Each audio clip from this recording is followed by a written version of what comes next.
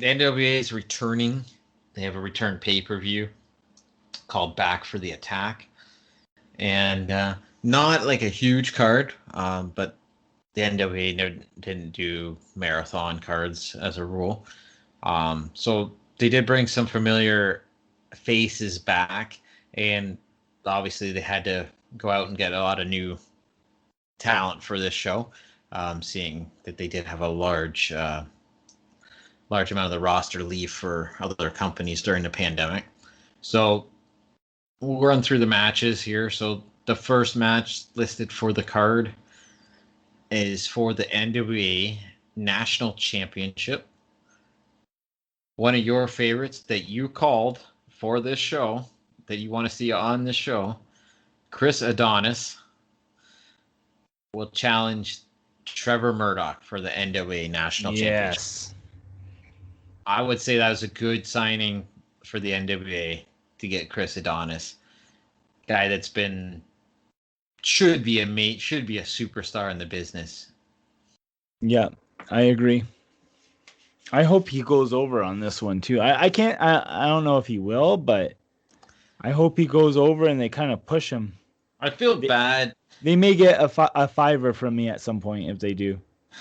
I feel bad for a guy like Trevor Murdoch because he was having a career resurgence when this pandemic hit. Yeah. He was very likable. Like he's a guy you've seen on TV that I never got the credit he deserved either. And he was kind of that rugged veteran. He was easy to like.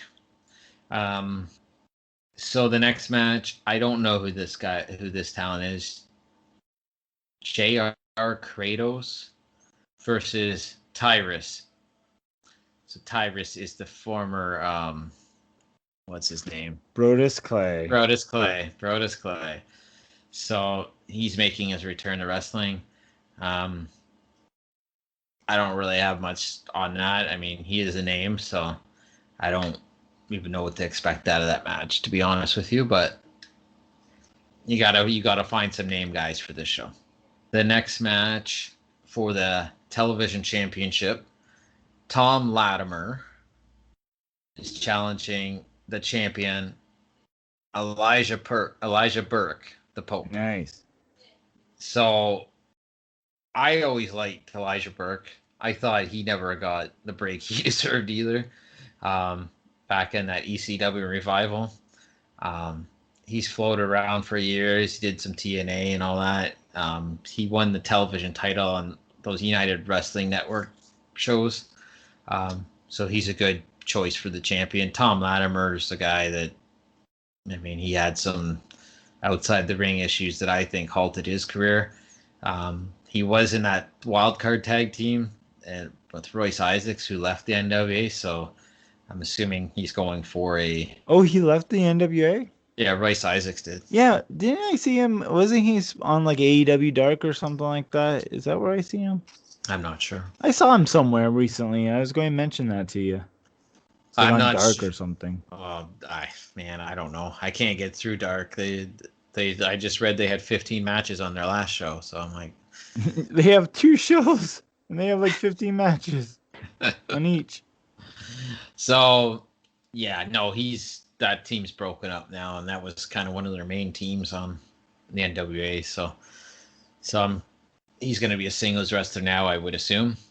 Now, the next match is probably the one I'm looking most forward to. It's a singles match to determine the number 1 contender to the NWA World Women's Championship. It is Thunder Rosa versus Camille. Nice. So, and we'll talk about Thunder Rosa in our AEW review. But yeah, coming off Dynamite and doing this pay-per-view, there should be interest in this. Because I put her over probably every single Dynamite that she's been on. She was one of my favorites on NWA Power.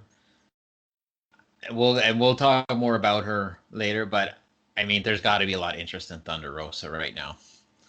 And Camille, I mean, she doesn't she's different than every other women's wrestler too. When NWA Power first came out, like she was a big star. She was probably the star of the whole show. Yeah, she did that no talking gimmick. And she just has presence when she walks out. You can't help but notice her.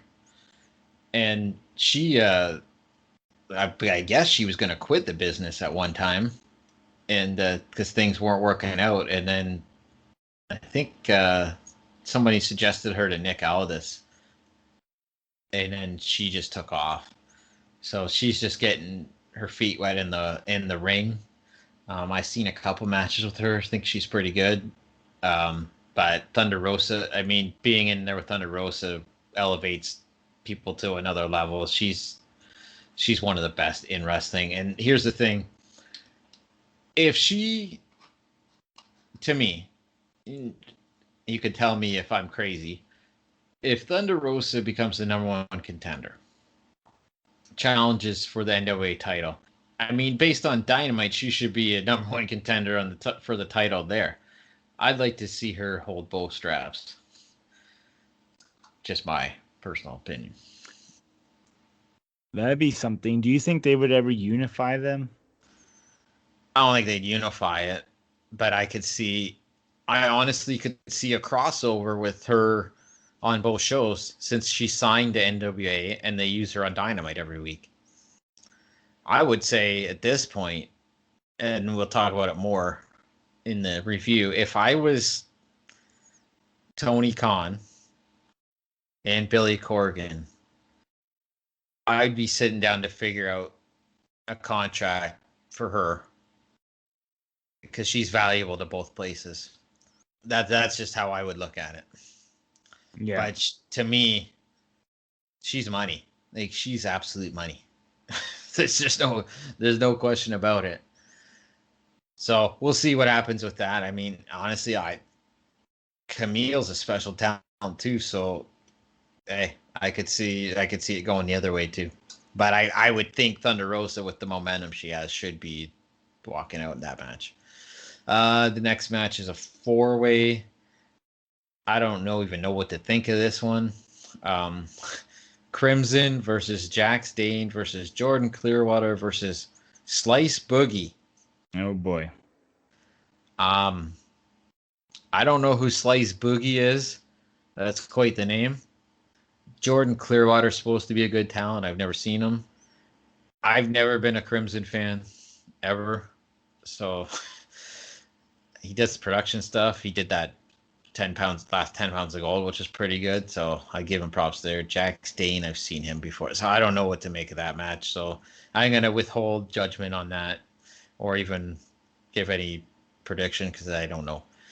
And the main event, challenging for the NWA World Heavyweight Championship, is Aaron Stevens versus Nick Aldis. Aaron Stevens, the Austin, or what was his name in WWE? The savior of the unwashed masses. Yes. What was his name? Damien Sandow. Damien Sandow. Yeah. That's correct. So go ahead. Sorry.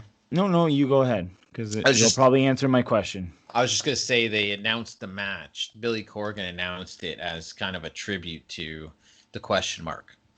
Oh, nice.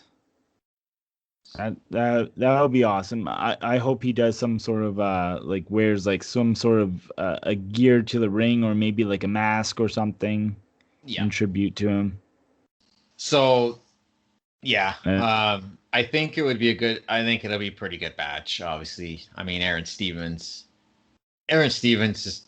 I know he's gotten over on character stuff. He's actually a pretty good wrestler. Nick Aldis is one of the best in the entire world. Every match I've seen with him as the champion, it's the way he carries himself, presents himself. He goes all out in his matches.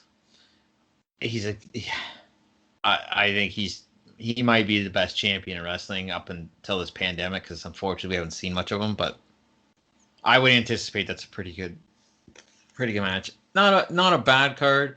The card's not priced very high, fortunately. So we'll see. We'll see what happens with it. I hope this is part of a big relaunch for the NWA. But we'll keep tabs on it, and we'll come back to it next week. Well, you know how we were talking about names or people that they could pick up that are out there, unsigned talent. Yep. Out of that both parties could benefit from the signing. And now, bear with me when I say this, but no way, Jose. Okay. Yeah. Okay, like he was very well liked in the NXT locker room. I know that. Obviously, don't bring him in as some dancing guy or whatever. But if he signed with the NWA, a company that's looking for talent, and he goes in there, and he doesn't have to be like super ultra serious or anything like that, just more serious than No Way Jose was. I think he's a talent. He was very talented. He was very athletic. I saw a lot of potential in NXT whenever he wrestled. And then I think that goes back to what Nick Aldis said. Get some talent, get the talent that people didn't really get to see the best of. Exactly.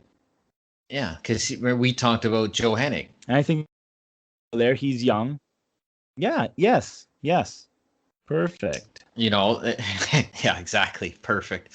But I guess. Yeah, no, but I like we went through this show, right?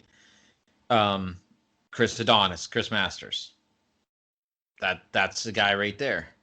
TV exposure, had some success, but not that main event success he probably could have had. Elijah Burke. There's lots of people, and there's lots of talent out there that's like that. Lots. I think. Do you think there would be any special surprises at this show? Like people like showing up? I imagine there'll probably be at least somebody showing up. I would think somebody that challenged for the title. I would hope anyway. Well, okay. Well, I mean, the women's championships held by Serena Deeb. I would have to think she would be at the show. Not that should be a surprise, but you have AEW crossover. I wonder if they would have somebody that's a good-sized star from AEW come out to challenge for the NWA title. That would be interesting. That would be interesting. I wouldn't do Omega. No. What about like an MJF? Oh, that would. Ooh. I don't know if I'd do it on this show, but I would do that. I would 100% do that at some point because he kind of fits that. Imagine the look of him with the NWA title. Imagine him doing promos on NWA Power against Nick Aldis. Wow. That would be something. Right? But no, that's an awesome one. That's awesome. I mean, who else? I mean, you did have people on that show that were on NWA already. What about Brian Cage? I know. I don't know if he'd fit in that style though. But he would stand out on that show. Exactly. That's what I'm saying. Like, you see, you need this is a perfect vehicle for guys that need that extra oomph to get over. Maybe they should get Danhausen. Exactly. Perfect. Hausen. Good idea, Hausen. No, I think that's the cool part with the NWA because it seems like they try to get people that but you haven't seen and to show you what they can do. I like that. And it's more about the work in the promo on this show. It's not show busy. Although guys like Aaron Stevens are able to do both. Yeah. All right. Well, we will have more on that next week.